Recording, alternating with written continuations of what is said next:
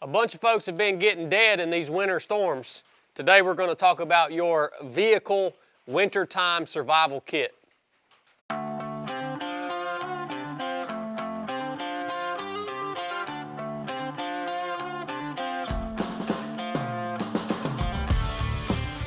Hey, what's up guys? Welcome back. Today we're going to talk about this little kit that I put together in this ammo can. This is what I have devised as a extreme wintertime vehicle survival kit, right? So we've had a big winter storm just last month. It swept across the nation. We had super cold temperatures and tons of people been getting dead on the roads because they're stuck in their vehicles. And it would be a very, very simple fix to throw this box in your vehicle during the wintertime, especially if you live in an extremely cold environment out west or up north somewhere, to have this in case you ever got stranded. Because guess what? As you're starting to figure out, no one's coming to save you. You need to be prepared for whatever situation you encounter in life to save yourself, rescue yourself, because 9 times out of 10, no one's coming to save you. All of our public services are falling to freaking pieces, man. All right? So this is a really simple kit. Now, this is in addition to everything else that you should keep in your vehicle, like a simple med kit, like a simple tool kit, and we'll go over all that stuff in another video. We actually bought this rig right here to build out for you guys as a doomsday type of vehicle. We'll talk about that later on.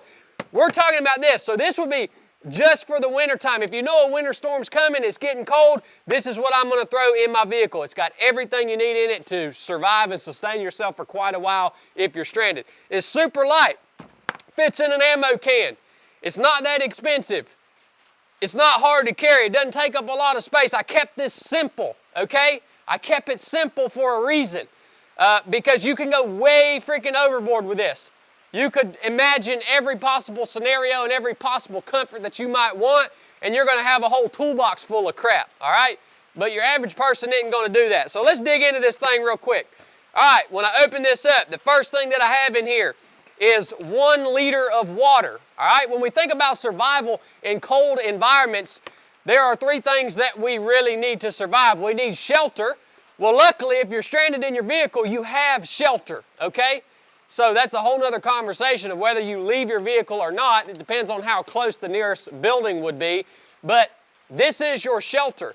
That's the first thing that's going to kill you in the cold, is a lack of shelter and being exposed to the cold, the wind, the snow, the moisture. All right, the second thing that's going to kill you is dehydration. All right, so that's why I have 1 liter of emergency water right here. That's the first thing that I have. This bottle would be full. It's empty because I grabbed it out of my backpack.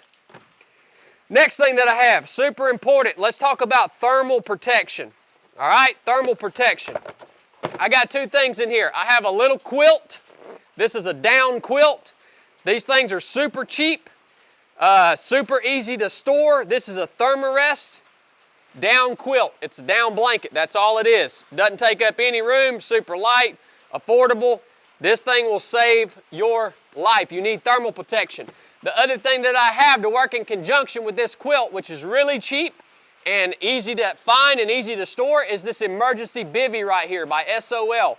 This is a bivvy sack foil blanket essentially. So I would use these 2. I would get in this bivvy sack and then I would use this down quilt to provide my thermal protection. All right? Next thing that I have in here is a Jetboil stove. All right, so let's talk about what's in this. We open this Jetboil stove up. I've got a ferro rod, all right? This particular is a necklace made by Wazoo Survival Gear, and it's a really great piece of equipment. Ferro rod. Why do I like ferro rods? Because they work. They're not like Bic lighters. Bic lighters are nice, but a ferro rod will never fail you to produce a spark to light this stove. I have my stove body, and I have a fuel canister in the stove here. I also have a spare fuel canister right here. These things fail. So I have 2 fuel canisters. Underneath, I do have a Bic lighter in here. Just for convenience, why not put it in there, right? So I have 2 sources of spark or fire. I have my stove. Now this stove can do 2 things. You only have 1 liter of water. If you're in a cold environment, more than likely you're going to have snow. So when you run through that 1 liter, guess what you can do with this stove right here? you can put snow in the stove, heat it up, and you have more water, all right? So that's one thing you can do with it. The other thing that you can do with it is you can warm your shelter up. If your vehicle's not running, you can light this stove in your vehicle for a very short amount of time. It's going to bring the air temperature in the vehicle up enough to keep you warm. A very small flame, this puts off a big flame. A very small flame will produce enough heat to keep you alive. This thing right here will get it nice and toasty in the vehicle. So obviously you wouldn't leave this running the entire time, but you would cut it on just long enough to warm the air temperature in the vehicle up enough so that you don't freeze to death. So we can boil water and we can keep our shelter warm with this stove right here. Got our ferro rod. What else I got in here? I have a power bank, all right? I have a little solar power bank right here for your cell phone, all right? Most of us have a charger in our vehicle, so we would use that to recharge our cell phone, so we have comms. I have a headlamp. Yeah, headlamp's really important. It's nice to be able to see what the crap you're doing and have a little bit of light. Next thing I have in here is a Garmin inReach.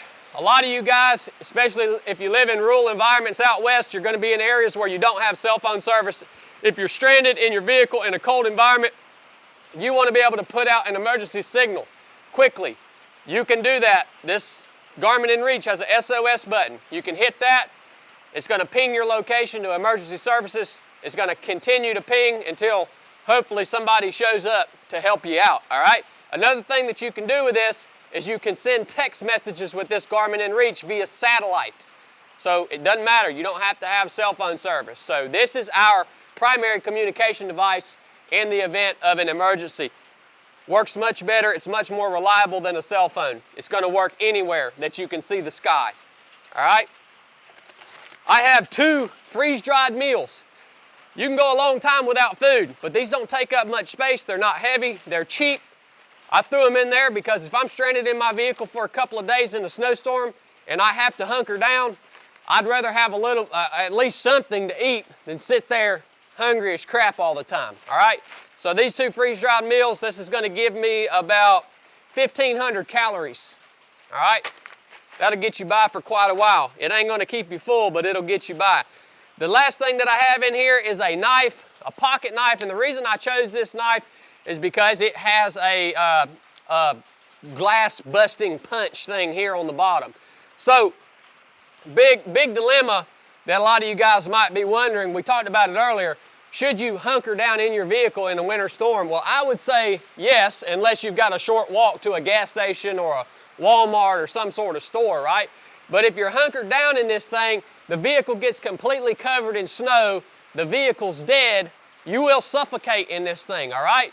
So I want to have a way that if I go to sleep in this thing at night and I'm stranded, I wake up in the morning, the whole vehicle's covered in snow and I can't get the freaking windows down and I'm stuck and I need to create some sort of airflow in the vehicle, I want to have a way to bust the window out and actually create a hole in the snow for me to get freaking air, all right? Not to mention, a pocket knife is always just a handy tool to have. So with this stuff right here in this little small ammo can, you're going to be able to sustain yourself and survive for quite a while. So again, we'll go over it. Thermarest, down quilt. We had our jet boil stove with 1 extra fuel canister. That's got a Bic lighter in it. Here's my secondary source of spark, ferro rod. We have our power bank, solar powered power bank to recharge our phone. We have our satellite communicator, Garmin inReach. We have our emergency bivvy. We would pair this with our down quilt. We have our headlamp. We have our knife with a window buster on it. We have 2 freeze-dried meals, so we don't have to sit there starving. And we have 1 liter of water just to get us by for a while before we have to start melting snow. Throw this in your daggone truck if you live in cold weather so you're not getting dead like all these folks that get snowed in. Nuff said.